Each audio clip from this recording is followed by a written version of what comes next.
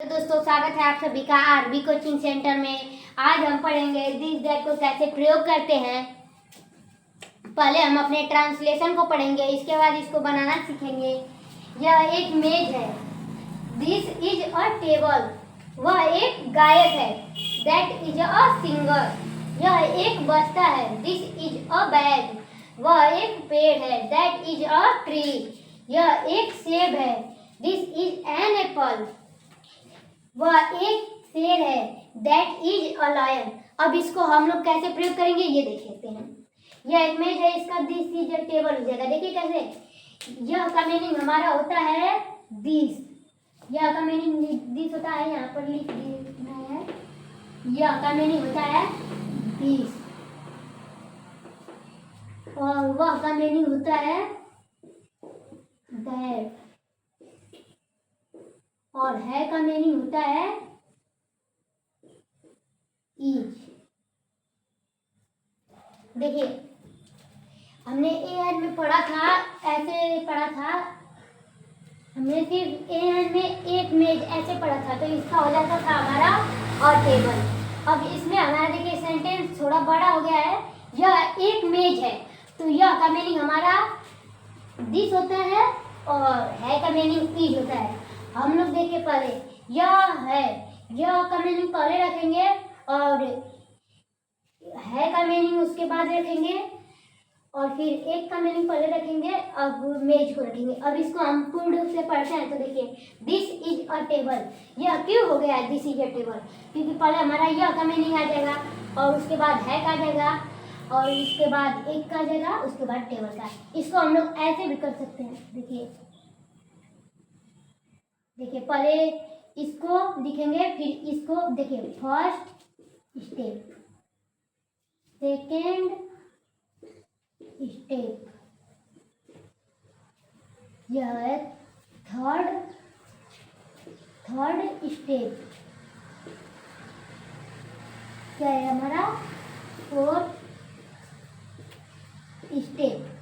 ऐसे step by step पढ़ेंगे तो आराम से हो जाएगा। देखिए फर्स्ट स्टेप पे हमारा दिस आ जाएगा और सेकेंड स्टेप पे हमारा इज आ जाएगा और थर्ड स्टेप पे हमारा आ जाएगा और फोर्थ स्टेप पे हमारा टेबल आ जाएगा। तो अब इसको हम पढ़ ले रहे हैं, दिस इज अ टेबल हो जाएगा। अब आगे चलते हैं। वह एक गायक है। पहले फर्स्ट स्टेप, फिर सेकेंड स्टेप, फिर थर्ड स्टेप, फिर फोर्थ स्टेप। अब इसको हम इसी पे रख देते हैं, दैट इज अ सिंगर। इसको हम लोग पढ़ लिए। अब आगे देखिए यह एक बस्ता है। देखिए बस्ता को हम यहाँ पर बैग भी लिख सकते हैं। अब देखते हैं, ये हमारा फर्स्ट स्टेप है, second step, third step, fourth step. इसको अगर हम फर्स्ट सेकेंड थर्ड स्टेप को अगर याद रख लेंगे तो हमें दिस दैट का प्रयोग भी बहुत आसानी से कर लेंगे। अब इसको फर्स्ट स्टेप को हम फर्स्ट स्टेप पर रख देना है। देखिए दिस और सेकेंड स्टेप ए है तो एक है, तो सेकेंड स्टेप को और लिख देंगे यहाँ पर और थर्ड स्टेप हमारा है तो थर्ड स्टेप को लिखेंगे, फोर्थ स्टेप को।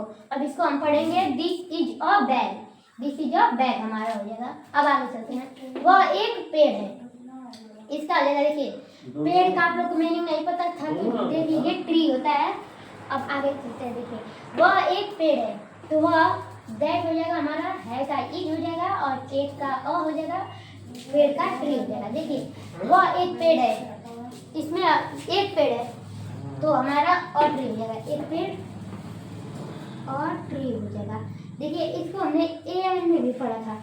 देखिए हमने ए एन में ऐसे पढ़ा था, एक हाथी। देखिए हमने ए एन में एक हाथी मतलब ऐसे भी पढ़े थे, तो इसका हो जाता था हमारा एन एलिफेंट। इसका हमारा एन यहाँ पर क्यों आता था पता है आप लोग को?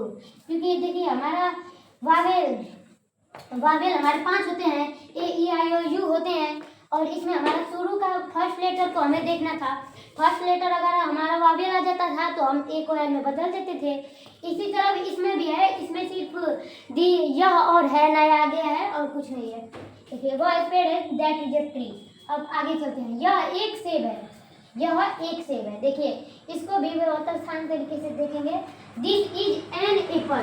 देखिए यहाँ पर एन क्यों बदल रहा है, मैंने आपको पहले ही बताया था। वावेल लिख देते हैं हम यहाँ पर,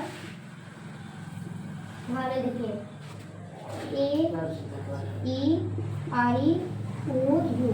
देखिए ये हमारे कितने वोवेल होते हैं? 5 हमारे स्वर होते हैं। हिंदी में इसको स्वर बोला जाता है। अब देखिए, और कॉन्सोनेंट को हिंदी में व्यंजन बोला जाता है। अब देखते हैं, यह एक शेर है, तो यहाँ पर एन हमारा शुरू का फर्स्ट लेटर वोवेल है, इसलिए हम यहाँ पर ए एन में बदल जाएगा। और अब आगे चलते हैं, वह एक शेर है, इसका हो जाएगा that is a lion. That is a lion हो जाएगा, क्योंकि हमारा शुरू का यह पहला अक्षर जो है ना, यह कॉन्सोनेंट है। देखिए 5 वोवेल होते हैं, 5 को छोड़कर जब 21 जो है वो हमारे कॉन्सोनेंट होते हैं। अब देखिए इसको, वह एक शेर है, तो first step, second step, third step, fourth step इसी पे रख देंगे। First step that, second step है तो इज हो जाएगा, और थर्ड स्टेप एक है तो अ हो जाएगा, और फोर्थ स्टेप शेर है तो लॉयन हो जाएगा। अब इसको हम पूर्ण मिला के पढ़ेंगे तो दैट इज अ लॉयन। यहाँ से हमारा दिस दैट का प्रयोग खत्म होता है।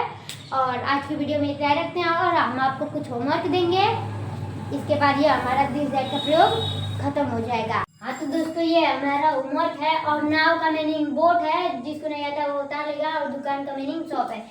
यहाँ से हमारा दिस दैट का प्रयोग खत्म होता है, और ये होमवर्क हम करवा देंगे आपको वीडियो में।